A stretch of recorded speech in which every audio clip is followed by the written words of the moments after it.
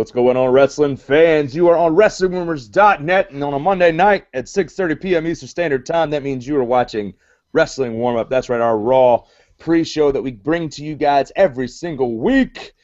And this week we're going to be talking about this tremendous Raw that's on track for tonight.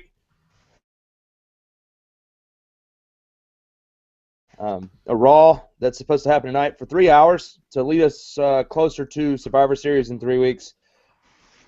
And as we talked about in Water, I do believe that you put this match as one of your matches in your card prediction.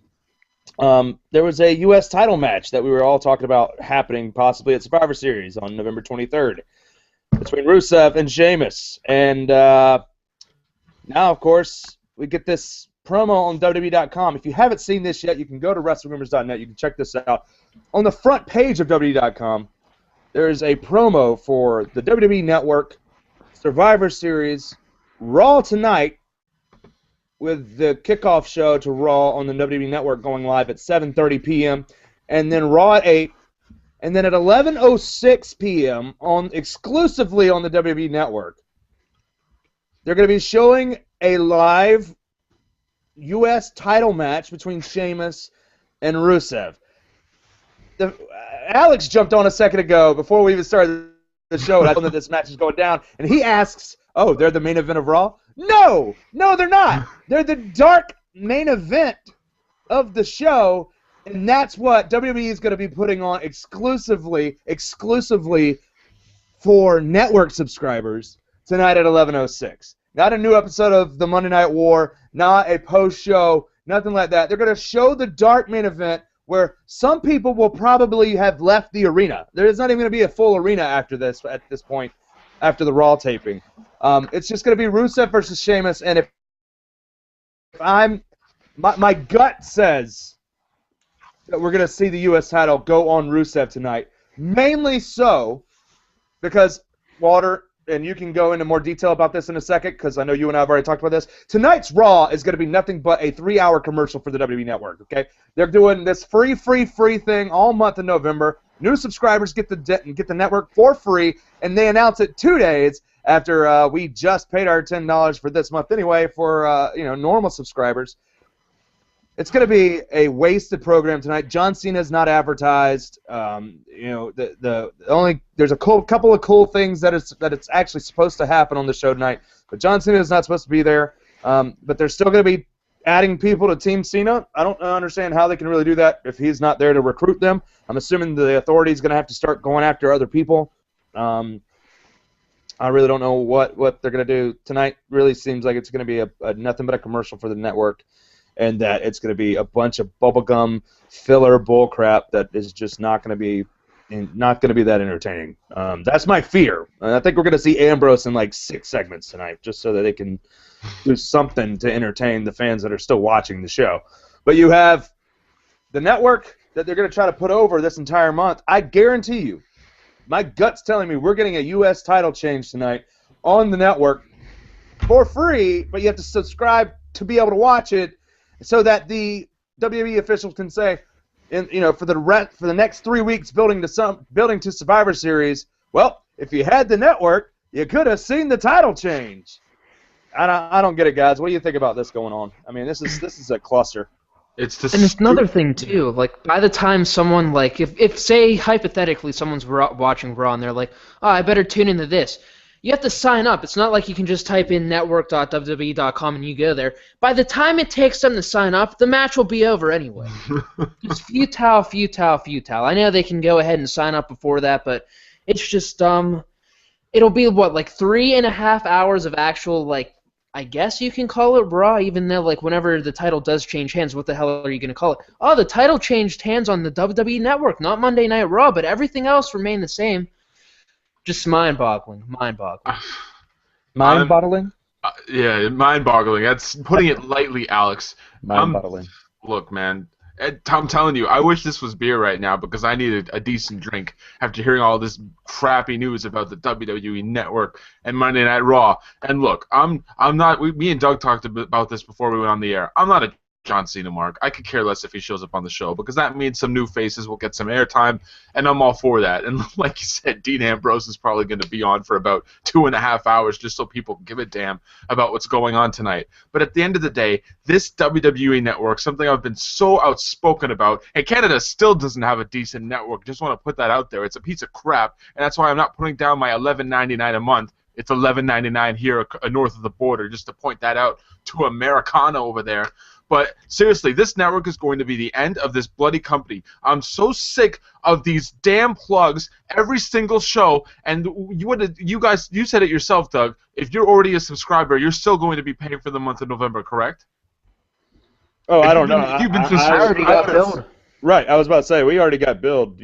Back on the 24th of October. So if you've been what you're saying is if you've been signed up this entire time, you're not going to be able to benefit from this free month, this free pay-per-view Survivor Series or whatnot. That's my belief, because I do know that Vince McMahon, on his address of the situation of the free, Vince McMahon said for new subscribers that the network is free for this month. Yeah, no, go ahead. No, it's been so long since I've just smelled desperation from WWE, and the video that Vince McMahon put out saying, with the damn yes chant, where he said, oh, you can get November for free, you can watch Survivor Series for free, and now they're saying you could cancel after a month, so which is the equivalent of saying, well, you can sign up for WrestleMania in March or April or whenever it is, and you can get it for $9.99, and then you could back out when the crappier pay-per-views start rolling through. So I don't know how they're going to make money off that. That's the dumbest thing I've ever heard. So you might as well just put a big picture at the opening of Raw of Vince McMahon on his hands and knees begging people with the sign of $9.99 behind his head, because the network is the devil. I hate it. I'm never going to subscribe, and you could count that. You can air this video whenever you want. I mean it when I say it. I'm fed up, Doug. I need better drinks here. The Walder household. I'm saying it's just agua, and that's not going to take any kind of care away from you, sir. No, sir. The issue for me, honestly, is I don't care that they're doing a free month for new subscribers. They need new subscribers. They need to get into the black. They need they're taking a huge risk doing this thing and actually trying to expand their fan base and expand how they market things, how they show their library of material. I'm fine with the network to that extent. I mean, the network has some good content on it. I'm fine with that. But it's the way that they're trying to shill it. I mean, it's pretty obvious that leading up to the last pay-per-view, leading up to Hell in a Cell, we got 3 weeks. 2 really good weeks of WWE programming on Monday Night Raw. The last 2 weeks building up to the pay-per-view were excellent. And I mean that by there were no wasted segments. Everything meant something. Everything built towards the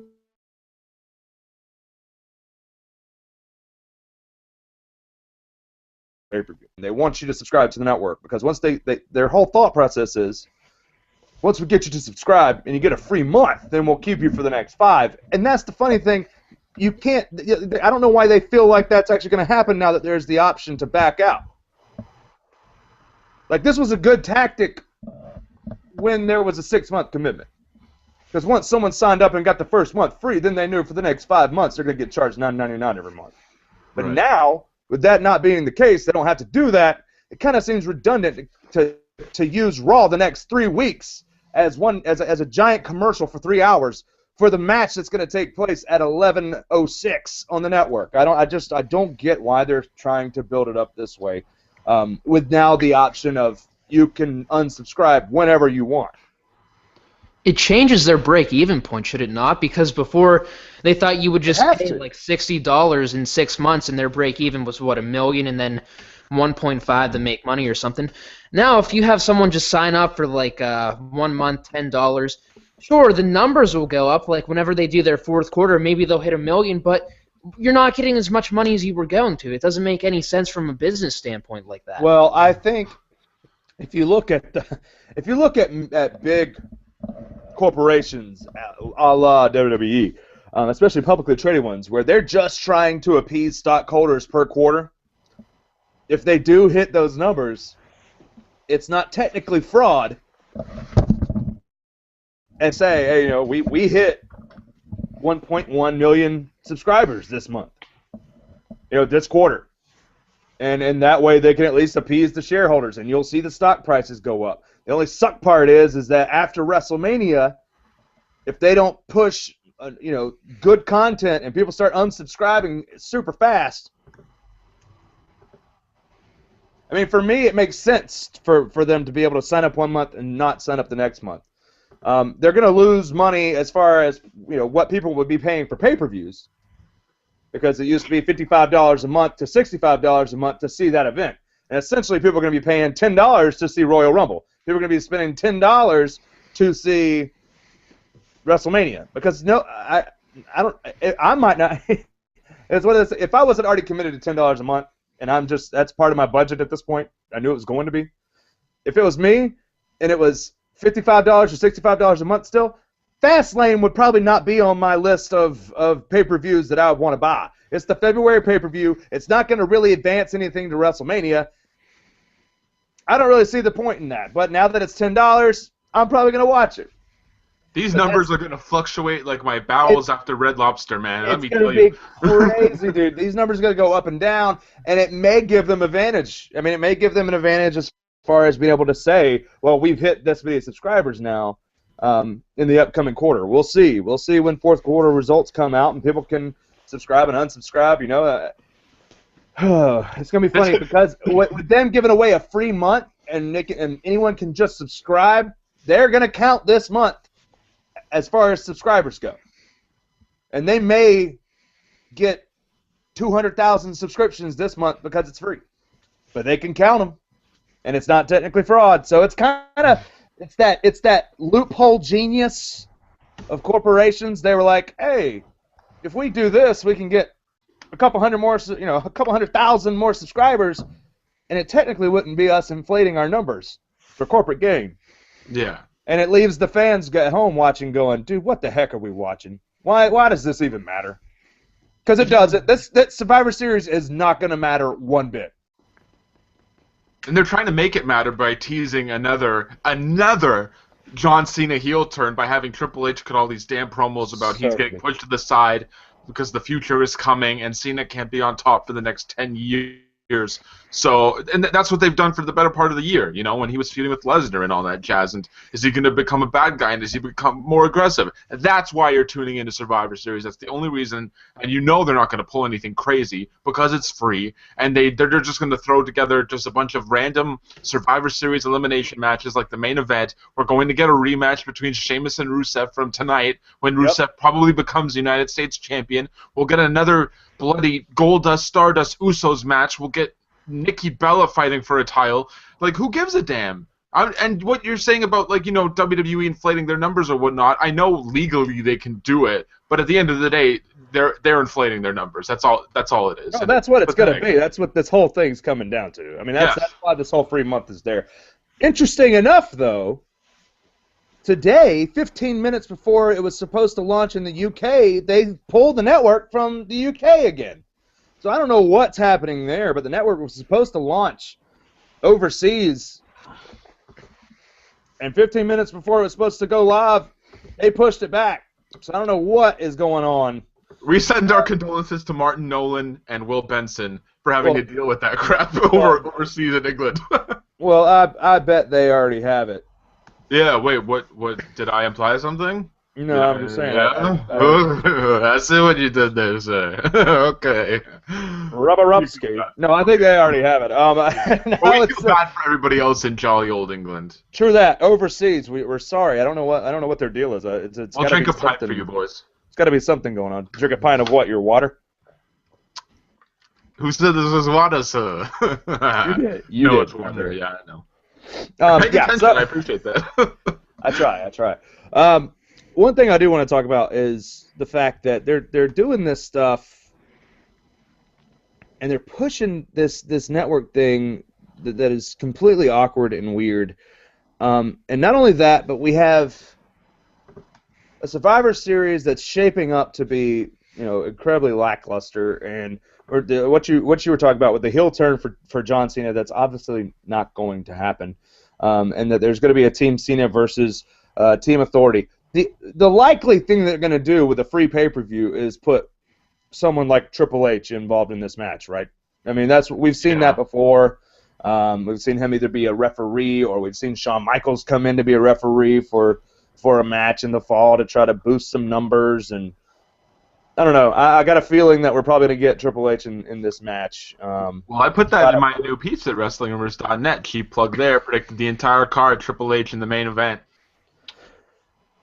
And I just one of those things with John Cena not being on the program tonight, if they're going to build towards the pay-per-view, I kind of touched on this so we could talk about it a little bit earlier.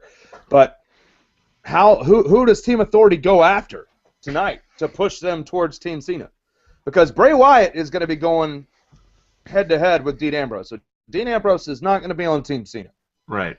So, if they were smart, knowing that Cena had to take off this week, they would have filmed something backstage, maybe have him do something he did with Dolph Ziggler to whoever you want to throw in the mix, whether it be Ryback, any other of the upper mid-card faces you have. But I mean, other than that, you just have to have Kane go out, have someone get punished like that, throw them in a match with Kane again, and that way you can build to it. But it's going to be predictable either way about how they go about this. A match against Kane is a punishment for us, not for anybody on the roster.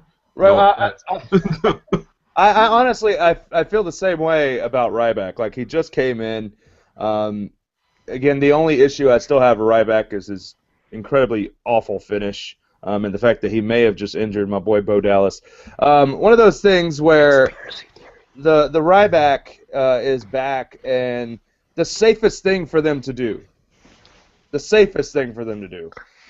to put him in this match on Team Cena.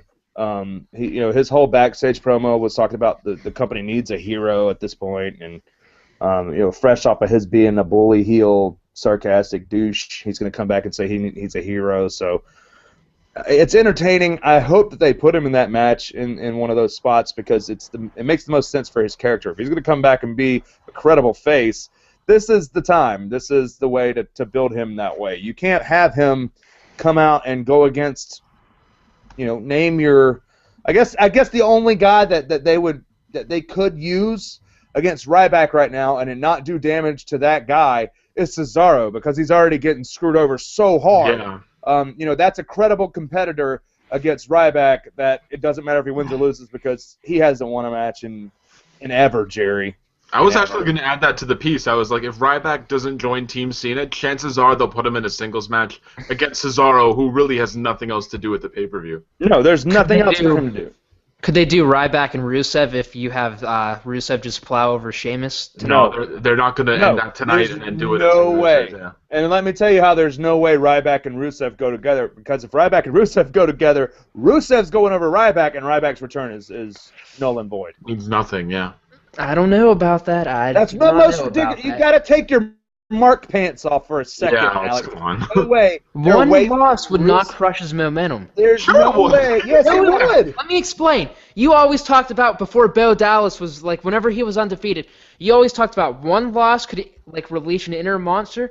If you have Rusev lose one time the Ryback, you could very well have him, instead of being this anti-American person, just have him become a flat-out monster that just pulverizes people. It's not happening. It's not terrible. It's not great, but it's something. Well, they already have that with Rusev. Why would you just transition that character to Ryback? You have to start over. Ryback needs a push. He needs to win his first match. So if you do a Ryback versus it's Cesaro, then that's a good not Rusev. There's no way it's going to be Rusev. No way. Absolutely no way. We're going to see Rusev and Sheamus go at it tonight. I honestly think they're going to use this whole network thing as a spiel to say, well, if you had the network, you would have seen the title change hands. And so the U.S. title, I do believe, will be on Rusev's waist tonight. And then, of course, we will get a rematch because of Sheamus' rematch clause. We will get that at Survivor Series. But actually, we have someone just tweeted me. They kind of agree with Alex. Matt Viola on Twitter says, well, if Sheamus loses the belt tonight, they could always use that as a way to get him on Team Cena. and then No have way. Rusev defend. They could. I don't agree with it. I don't agree with it, but because if Rusev beats Sheamus, there's obviously a rematch, and they're going to do it at Survivor Series. I completely agree. And if Rusev beats Sheamus, which he will, because they're not going to make Rusev go down to Sheamus, of all people, who's not American, and this whole thing has been about Russia versus America, there's no way on God's green earth that it's going to be Sheamus that beats Rusev. And then it's not going to be Ryback. If Rusev wins the U.S. title tonight, it's not going to be Ryback in 3 weeks at Survivor Series that finally takes down him and becomes U.S. champion. Mm-hmm. Yes, Ryback has not held a singles championship. No, he's a 4-time WWE champion. No, he's not. So it's on his Twitter page, confirmed. It's not. But why would he? That's just him being a douche. That's his character. He's not a champion. If Rusev wins the belt tonight, he's holding that thing into WrestleMania. I agree completely. I've said that since day one. Whenever he gets that U.S. title, he's holding it until WrestleMania. Period. They need a heel champion to go forward. They don't have a good heel champion right now. Brock Lesnar's a heel champion, but he's not there, so it doesn't matter. So they need a heel champion, and that's. You know what's funny? I never thought about that. You reported a while ago, and you said Brock Lesnar was going to be at the show where they do the Slammies, right? He's clearly the favorite to win Superstar of the Year, right? Oh yeah, the guy who's never there and doesn't have to lift a finger for a majority of 2014 is going to win like the MVP. He may win 4 Slammy Awards on December 8th in Greenville. Well, I'll be there. I'll send y'all some reports instantly. He's going to be at least, and Paul Heyman's going to be the one that's coming out to get him every time, and then Brock Lesnar will probably appear at the end or something. But if they do Cena, and what do you do? If they do Cena versus Lesnar at TLC, then of course that'll be the week. That'll be the go-home show for TLC, and that's when they'll somehow push that match together. He may appear on the first. He may appear on the November 24th Raw right after Survivor Series and kind of do a first pay-per-view. A first Raw heading towards the next pay-per-view and the last Raw heading to the next pay-per-view like he's done before. That's probably how they're going to work that out. But am I the only one who thinks like this whole like Lesnar being away from WWE program is slowly backfiring? Just because we thought originally that it was going to add more importance to when he does wrestle on pay-per-view, but at the end of the day, I'm kind of forgetting that he's even a part of this company now. It like, almost he's makes world you forget, champion. Yeah, right. and I'm like, it makes you forget that there's a champion. It makes you forget there's a championship. They should have had him wrestle on every pay-per-view. I mean, it only would have been Hell in a Cell, Survivor Series, TLC. Yeah. I mean, they said there were reports that they could have added more dates. They would just have to pay him for it, and they probably don't want to pay him big money. Well, it's an astronomical amount of money, and they don't have it. That's why they're freaking giving the pay-per-view away for free this month. They're trying to just inflate their numbers so that the stockholders will push the stock higher. That's what's happening. And then the logic of the 30-day clause as champion doesn't mean anything anymore. Out the window. Daniel Bryan should still be champion at this point. He has a lawsuit on his hands. Bryan, you need to sue them for every dollar they're worth. Useless, meaningless, scripted title win for a fake sport. It's a hunk of junk now. Get some lawsuits going. That's ridiculous. There are a couple good things that should happen on the show tonight. Most importantly, some debuts, returns, and singles pushes for a couple guys. Luke Harper and Eric Rowan are backstage. They should be getting some sort of push tonight in the singles competition. I would probably say Luke Harper will probably take on Heath Slater, and maybe Eric Rowan, Titus O'Neil, or Adam Rose, or somebody a waste. I don't know who they would put them in, who they would throw them into a match with, but maybe they do singles matches with Dean Ambrose, but that's going to connect them back to Bray Wyatt again, and then doesn't make any sense. I don't know what they're going to do, who they're going to be thrown up against tonight. But we did have reports later in the week, last week, about what they're planning on doing at Survivor Series for the tag team titles, and it's going to be a multi-tag team match. It could be 4 tag teams in a match together vying for the title. Los Matadores, of all people, got the pin on Goldust and Stardust because they are, I think the company's kind of freaking out that they don't have enough face tag teams, or that they don't have enough tag teams in general that can be used in the tag division right now. So they're going to try to make Los Matadores a comedy tag team with a midget bull character on their side? You're going to try to make them credible? I don't know how that's going to work. It's not going to work. I don't know why people would even think that they have a shot at winning the titles, but they're likely going to throw them in a match with Goldust, Stardust, the Usos, and a team that may debut tonight. Who, Walter, you've been clamoring for their debut in 2014 the entire year, the Ascension. Do you think we see them tonight? Do you think we see them in that match at Survivor Series? No. Look, I reported like half an hour ago that the Ascension were backstage, and yeah, there's a chance they might debut. I just think best case scenario is they do a dark match before the show. I don't think they're going to debut tonight because I still feel like the face tag teams in WWE right now it's essentially the Usos, because I don't consider Los Matadores anything. They're just there for the sake of being there because they need someone to fill out the tag team title scene, I guess. But if you do have the Ascension debut and you do bring back Luke Harper and Eric Rowan, who I actually do think they'll be a tag team, you need one of them to be faces. And you can't have the Ascension be faces because they're going to be facing Hideo Itami and Finn Balor at the next NXT show, and no one's going to root for them, let's be honest. And then Luke Harper and Eric Rowan might have a chance, but if they're going to continue along with this like Bray Wyatt-esque gimmick that they have, no one's going to root for them either. They'll be cool, but no one's going to consider them faces. So, personally, I've been talking about the Ascension all year. I love them. I think they're great. Credible tag team champions. I think they'll win the belt soon. But at the end of the day, I don't think it's going to be tonight. I think it's just all smoke and mirrors. Alex, you think we'll see Ascension tonight? I don't think you should debut them at a pay-per-view where it's not a big pay-per-view. It's given away for free. You're going to have them in a multi-tag team match. I think it's just easier to think, though, you'll either have Harper and Rowan team up to be the fourth team, or since Miz and Mizdow don't have anything right now, you just throw them in that match. But I don't think it makes sense for the Ascension to debut right now. I don't think it is either. I really think Miz and Mizdow will get thrown in that match. And I'd actually like to see them take the titles and run with them for a little while because Mizdow is probably the hottest thing going outside of Dean Ambrose right now. As far as fans' viewpoint, it's the hottest thing going. It really is.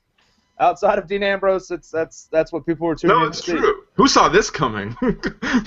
I did a year ago when I was praising Damian Sandow and got pissed off when they unified the title so he didn't get his title run. But who knew that this was going to be the thing that elevated him back to relevancy? No. Once they first lumped him together, I was like, oh god, just another stupid thing for him to dress up as. But it's one of those things where he's so good, man. And the first event I went to where they sold his Blue Evolution T-shirt for Sandow, I was all over it. I love Sandow from the minute he debuted with the Genius gimmick. I love this Mizdow gimmick. I'll support this guy in whatever he does because it reminds me of when Cody Rhodes turned to Stardust. Like it had no business getting over and being cool and having fans support it, and now Damian Sandow becomes the Miz's stunt double, and fans just eat it up. So you never know when you can hit gold with some of these things. Which is why some people need to back off when somebody has something new that they're trying, because you never know how good it's going to be, how good it could actually get. So, look at Daniel Bryan's rise to stardom. Nobody knew that was going to happen either. Yeah, WWE. Helped he had a chance. Guy, nobody knew that was going to happen. Yeah, well. Oh God, I think those debuts are probably the only thing I'm really looking forward to on the show tonight. I mean, we're gonna get a lot of Dean Ambrose. We're gonna get Seth Rollins. Seth Rollins may address the Randy Orton situation with Randy Orton dropping him with an RKO last week. They're probably gonna try to act and play like the Authority is trying to come back together as a case of we've seen this 90,000 times with the Corporation and with other factions like this. There's dissension, and then they come back together and try to prove that they're unified, and then one person turns at the pay-per-view event. So I would probably go ahead and mark down the fact that Randy Orton, if he's on Team Authority, if he's even at the pay-per-view, which now there's reports to say he probably won't even be at Survivor Series, if he's there and he's on Team Authority, you can go ahead and bank that he costs Team Authority the match. That would be what I would say would happen. There's still a chance that they write him off tonight too. Exactly because he's right. Be filming the was it Condemned 2? Condemned 2, yeah. So if they write him off, you can count on some cinder blocks. Oh, that's original. I know, right? It'd be nice if they made him like a mystery partner for Team Cena. No. Look, I wish I went into more detail on that during my piece, but you can't have Randy Orton be on Team Cena. No it's way. His hometown. What does that have to do with anything? He's gonna get always if he's on Team Authority or not. Hometown players in WWE always lose. And besides, you can't have a guy who just wrestled against Cena in a bloody Hell in a Cell match team up with him less than 4 weeks later at a pay-per-view. Like that. It's like an 80% lose rate. Yeah. CM Punk was like one of the only ones that ever won a big Rock match. WrestleMania 28 or 27, whichever. Yeah, and how many years did it take for that to happen? But you know what? Orton kind of has a history going for him at Survivor Series. He's been the sole survivor at least 3 times, maybe 4. At least 3 times for sure. Yeah, at least 3 times. Yeah, so maybe they might just kind of continue with that. Maybe, but that's the thing. Like for me, I just have this feeling if he's there, if he's on the show, he's gonna be the one that costs Team Authority and, of course, does his full-fledged heel turn. But I do like the thought of them taking him out with an injury kind of thing, even though they really can't afford to do that right now because he's one of the ones that's been turning it up and turning it on and giving us really, really good matches all year. And he's been a big player. He's been a big name, key guy at WrestleMania, key guy at past pay-per-views, and especially like the last one, main event with John Cena, which was a really, really good Hell in a Cell match, especially in the PG era. This is going to be bad if it's a twofold thing. Bad if they take him off TV right now because we would lose Randy Orton. And it'd have to be Seth Rollins stepping up and being on TV at all times without his major foil. And that's been in the back pocket, which has been Randy Orton. But if the good thing would be if they put him out with a cinder block curb stomp, if you will. I mean, it took, 5 weeks? 4 weeks for Dean Ambrose to return after that? Mm-hmm. So You're looking at the same kind of thing. You could honestly keep Randy Orton out until Royal Rumble and have him, turn then. But they have to write him off tonight. Like, they have to. He's not going to be there the next couple of weeks, so they have to explain it. They have to do something. But I would still say, even if he only films for 3 weeks, he'll likely be at the pay-per-view. I don't see how they can't have him on the pay-per-view. Yeah, in St. Louis, there's no excuse for him not to be there. I don't see how that's going to happen. I think he has to be on the he's filming. Do something. Like, come on. Yeah, it's their own production. Just tell them to take a day off. Yeah, give them a few hours. These movies suck anyway. All of them are terrible. No one's gonna. Oh, Ed's asking. Ed on Twitter is asking if this is the worst collective year of public perception for the WWE. And Eddie Mack, you nailed it, brother. There ain't no year that's worse in WWE history, in wrestling history, period. WCW or WWE, that is 1995. I have said this for the last 6 months that we're heading towards that kind of deal, but it's not as bad. 1995 was the worst year in professional wrestling history as far as I'm concerned, since I've been alive. And I was a 10-year-old kid every Monday hating my life because it was just super dull and boring, and you kind of went, I'm going to go outside and play baseball instead because this just isn't that good. It wasn't good at all. A lot of the stuff was cheesy and comic booky and just really, really bad. And that would be the worst year in wrestling history. Is this the worst year of the 2000s? It was 7. No. 2007 was bad. The only thing that said 2010 was bad. Well, 2014 is bad. I'll say 2010 was worse than this year. Hey, and let's face it, Daniel Bryan saved 2013. If not for him, that would have been a wreck. Oh, so the beginning of 2014 with Daniel Bryan's ascension to the title and winning the title and all that kind of stuff was major. It was a major thing. And then, Bray Wyatt at the beginning of the year was a good thing. A lot of people were extremely high on Cesaro, and that was a good thing at the beginning of the year. The beginning of the year had a lot of promise, dude. We came out of WrestleMania 30 going, this is going to be a really good year. Yeah. Kind of went, which, honestly, 2010 was so bad that at the beginning of 2011 we were going, dude, this year is going to be the worst year in wrestling history. And we had the Summer of Punk, and it kind of reinvigorated wrestling a little bit for about 6 months, and then it kind of got plateaued again. And then the whole excitement of the WWE Network coming in 2013, and all these kinds of stuff that we got then. We got some good Taker matches, and we thought CM Punk had a great long run that wasn't fantastic, which was the same kind of thing that happened in 1995 with Diesel. Diesel got a year run with the WWF title, and he was facing people like Mabel, which makes sense. So it was a bad year. This is not the worst year in WWE history. I can tell you that right now. But it might be the least optimistic I've been about things moving forward.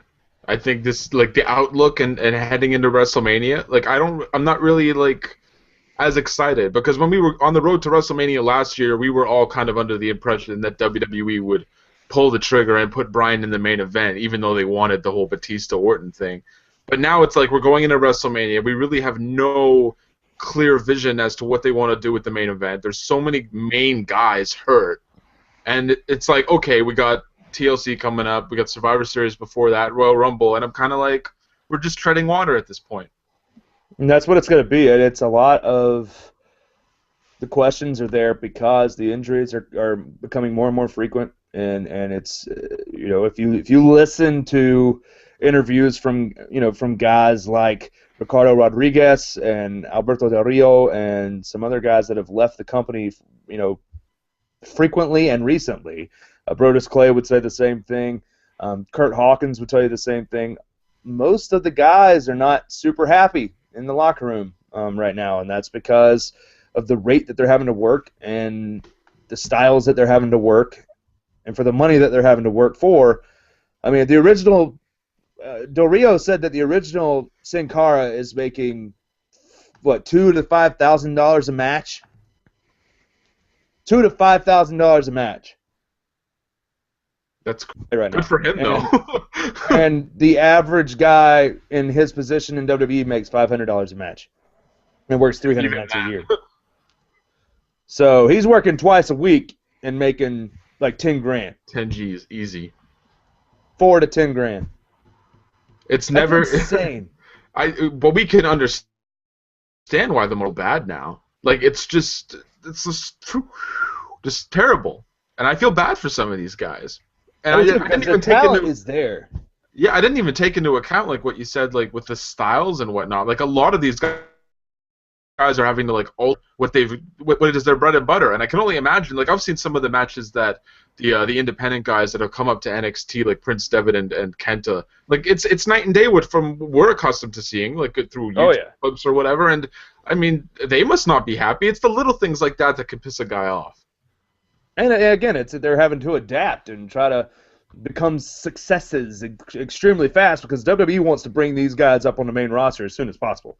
They need them to. They need it. They need it. So it's one of those things where we're treading water.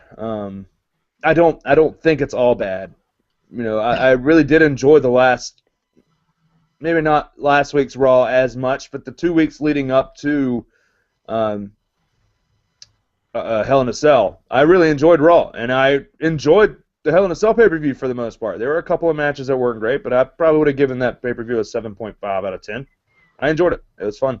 Are we overvaluing Monday Night Raws and pay-per-views that are in a really good year would probably be like, borderline average, but since we've been so accustomed to seeing really crappy television booking and really crappy pay-per-view booking, are we just kind of putting it too high on a pedestal just because it's the greatest thing we've seen compared to the garbage that we've been put through?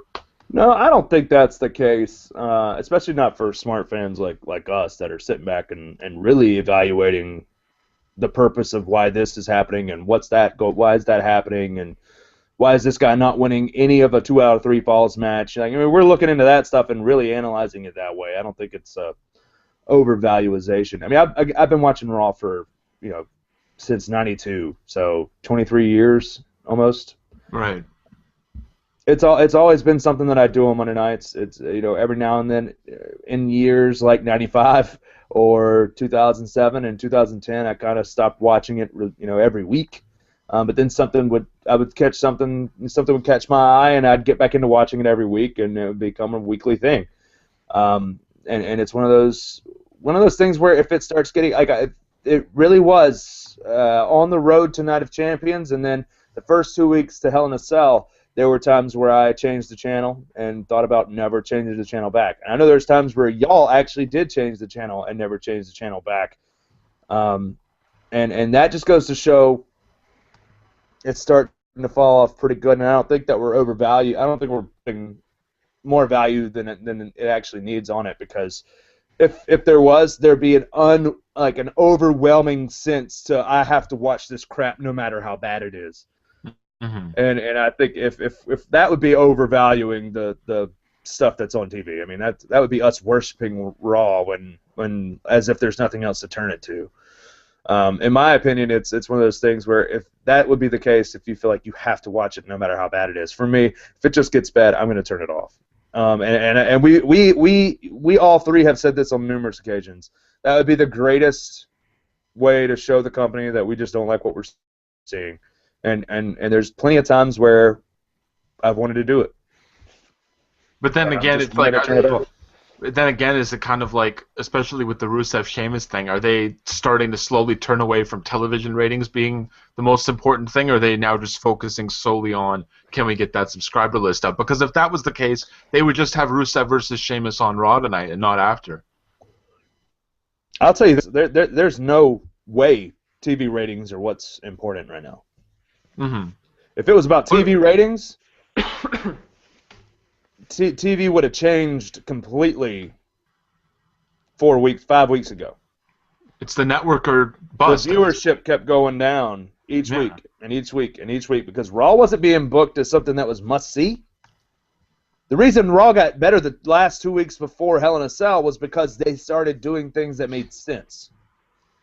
But the 3 weeks before that, it was utter garbage. And nothing was entertaining. At least I was entertained the 2 weeks before Hell in a Cell. Yeah. There was nothing entertaining about the 3 to 4 weeks before that. It's because they'd rehashed the same matches and the same main events for a good month. And they tried to do the whole Adam Rose Bunny thing, which lasted all of 3 weeks, 4 weeks. Yeah. And then they realized this is stupid, we're stopping for a little while. Exactly. Let's move that to main event. And then they took the Ambrose Cena match off Hell in a Cell and they put it on Raw, which was, we said right away, that's made too much more for the sense. case ahead of Exactly time. right. That's a main event for Raw. That makes you excited about seeing something on Raw. And yeah, where I would love to see the U.S. title match on Raw. It would make me more excited about that match. It would make me more excited about Raw. Now I have to modify my Monday night plans and make sure I turn into the network for 15 minutes after Raw goes off the air when I've been watching one daggum show for 3 hours and 10 minutes. Mm-hmm. Now I've got to watch another 15 minutes of it.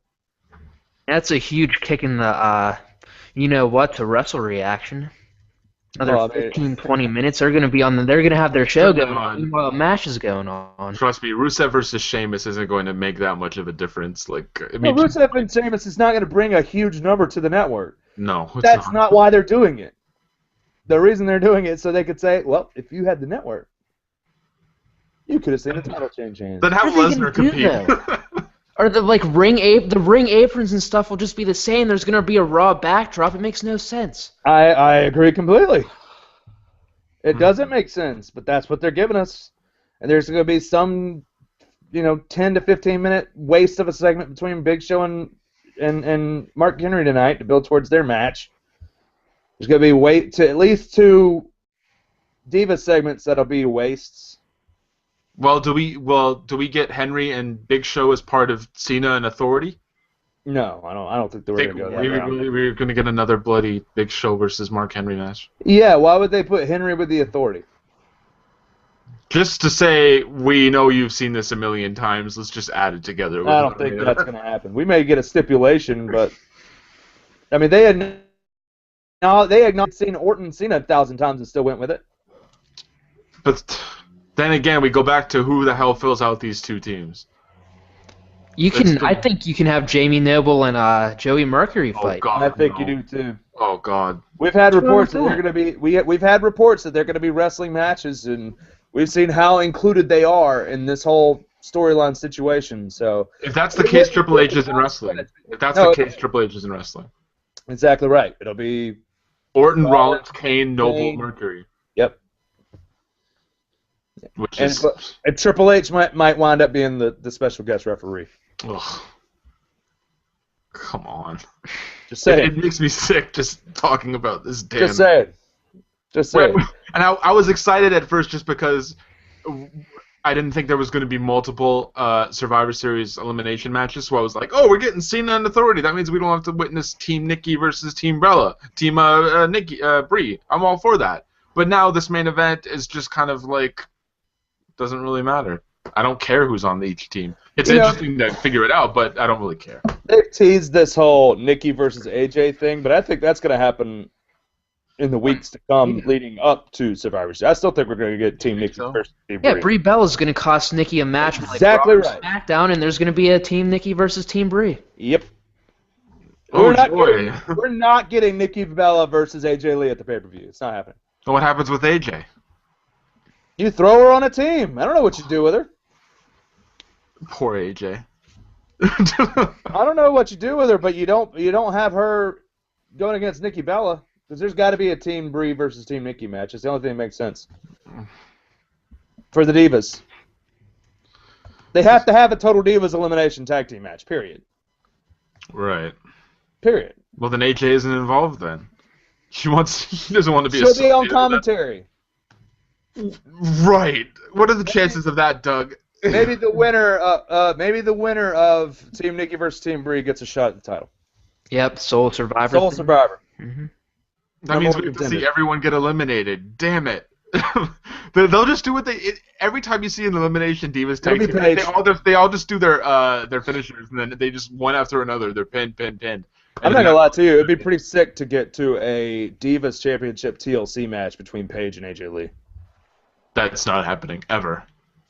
They're not gonna let the girls do that. I mean, the Taryn Terrell Gail Kim ladder match was sick. So the girls can do it. Different company. It has nothing to do with if they can do it. WWE doesn't want that image for their divas right now. Nice. To be smashing each other into chairs and tables. That's the last thing they want. No, they want Paige licking the side of Natalia's face with hot lesbian action. Like that makes a lot of sense.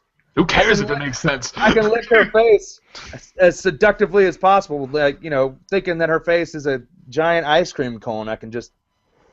I can't on his wall smash someone with a. I can't smash someone with a chair. Nope. Get out of here. Nope. This is what we're looking at. This is what's happening. We have no idea what's actually going to be on this card, but you can actually check out what Walter has predicted for the Survivor Series card on WrestlingRumors.net. Make sure you go check that out tonight. If you follow at WrestleRumors, and I'm going to be live tweeting with you guys tonight during the show, I'll actually post that link so you can go check it out during a commercial break and actually read something that'll keep you entertained during the vast amount of benched ads and commercials for FarmersOnly.com or whatever the hell they put on there. We're gonna get some more in this. I'm actually interested in this, and this is the last thing I want to talk about before we get out of here. But I want to know where they're gonna go creatively with this Bray Wyatt Dean Ambrose thing. And this Bray Wyatt's kind of teasing that he and Dean Ambrose knew each other in a past life, like maybe Dean Ambrose was at the same school that he was at with Sister Abigail teaching them. And he was in the same class. We're getting some Undertaker and Kane backstory kind of stuff here. Goes on here. What do you guys think about what they could possibly do creatively here? Because that's the route that they're going. It's neat, but I don't know if that's a good way to go with it. I don't get it. That's just my opinion. Yeah, I'm not a fan. If they decide to go with Ambrose and Wyatt, were schoolyard chums, or they grew up in the same neighborhood or something, there's so much potential here with two guys who are just extraordinary on the microphone, and to give them something as lame as that even the Undertaker would just shake his head at. I'm not all for it. I just let the two guys be themselves and just have them interact with each other, naturally. I know they have to come up with a reason why Bray attacked Ambrose at Hell in a Cell, more so than, well, we're just two peas of a pod were cut from the same cloth. It has to be deeper than that. And it just can't be like they have a previous relationship. That doesn't make a lick of sense to me. And I'm not for that. Yeah, I'm excited to see what they do with it, man. I think they could do some cool stuff with it if the creative is actually there. I mean, I was never... When the whole Kane storyline with Paul Bearer and The Undertaker started in early '97, I was like, what? He has a brother now? Knowing that he didn't have a brother, like, you know, this is like, it's going to be kayfabe and this is going to be weird, and, you know, who are they going to get to play this guy and all this kind of stuff. And then it got kind of cool, and Kane's debut made it even better. So it actually made sense and got to a point where I dug it in early '98. And then, of course, in ECW with Tommy Dreamer and Raven having that connection of schoolyard pals. And, of course, Raven and DDP. They kind of did the same thing with Raven and DDP where they knew each other as kids, and that actually worked. So, I don't know. We'll have to see where they go with this and see what actually happens. I'm excited to see what they come up with. It could be super lame, and if you're following with me on Twitter tonight, you'll know instantly, because I'll tell you if I think it's super lame. But make sure you do follow along with us for some live tweeting during Raw at WrestlingRumors. Of course, you can follow Chris Walter at Walter Sports, and you can see his incredible reactions to Raw tonight if he continues to watch it past the first 5 minutes. And then, of course, Alex B. Song says the feast continues. You can follow him at GlassModeALB on Twitter. Ryback will be facing someone like Zack Ryder or some wasted jobber tonight. And yeah, it'll be another squash match. This is another thing that I'm worried about, AB. If they do the same kind of squash build that they did with him the first time, fans are going to turn on him again. It worked. It worked to build him back up, and then they squandered when he got to the main event scene. It didn't. People got sick of the squashes. They got sick of the build, and they don't like the finish. They did that for months, though. They did do it for months, and that's where the Goldberg chant started. We didn't see him yet. Just do it for 2 or 3 weeks. I'm just saying. We need to close. Sorry, keep going. If they keep building him up that way, it's gonna be bad news, Bears. It's gonna be bad for business. We need to close this sucker out with some hashtag bold predictions in memory of Alba, who's not dead, but he's just not here. He's just not here. Okay. Hashtag bold prediction for Survivor Series. No, well, not Survivor Series. The show for tonight. Okay, well, go ahead. I don't give a crap. Alex, go for it because it's probably. No, I think Ahmad Bradshaw is a big game. Raw. I'd say we have Randy Orton not get inserted in the Survivor Series. They just tell him take 30 days off, and that's that. Just go home for a month. It's all good. Yep. We don't need you. It'll be paid. My bold prediction: we see Harper and Rowan tonight, not the Ascension, and Randy Orton is attacked and taken off TV by the Authority. Doug O'Mac? I'm gonna say we see Ryback get attacked by the Authority, and Ryback gets put onto Team Cena. And your reasoning behind the attack would be? Because there's no other way for Ryback to get put on Team Cena tonight if John Cena is not there to ask him to be on the team. So there's got to be an attack by Team Authority. So they just attack people that could realistically be on his team? Yep. Because that's the only thing that makes sense. The first point in the 5-point preview on WWE.com is who will be added to Team Cena. Did you see who they added to that list?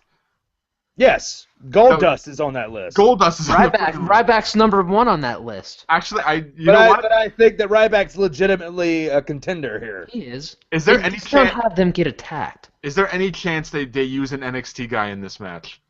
Because just with the way they've been building this whole future thing with John Cena, Cena could say, well, you know, I'm not the future. I'll bring somebody up who is the future. I thought that when they were going with Triple H was given that promo last week. I thought NXT guy. I actually tweeted, will Triple H use someone from NXT on his team? Yeah. And it would have to be Zayn. I would think so. I mean, Neville's the one that's getting Maybe ready. Neville. Yeah. But again, if it's the future is now, and they don't use Noble and Mercury, the Ascension would fit well on Team Authority. That's very true. That could happen. My feeling is if Triple H does bring up a future is now guy to continue on with this, you can't beat the future, the Authority always wins, then he's going to bring up the Ascension to be part of the Authority. Because they'll lose at the next NXT show, and then that'll probably be it. Correct. That'll be like their send-off. So you know what? I could get used to it, like Rollins, Kane, the Ascension, and then Triple H, I suppose. So yeah, can you imagine if what a rub for those two. Exactly right. I mean, that's instant rub when you come up. You're working with someone like Triple H and someone that's been in the business and been a success for so many years in Kane, and then you're getting behind the hottest heel in the business that's actually working every show, which is Seth Rollins, and Randy Orton, who's an absolute pro. So, I mean, can't ask for a better spot coming up. If that's the case, and I would say that's probably what they're going to do with the Ascension if they're going to go with this whole Future Is Now thing. It's not going to be Zayn or Neville on Team Authority. Well, we're marks for NXT. So that's where that'll be my bold prediction, along with Ryback, will be the Ascension. Maybe it's the Ascension attacking Ryback tonight. Yeah, you never know. Maybe we won't be so poor about Raw tonight. Maybe something interesting will happen. You never know. I'm not at least for 5 minutes. It's 3 hours, unfortunately. I know, right? So follow along with us at WrestleRumors. This has been fun. We'll catch you guys in the next one.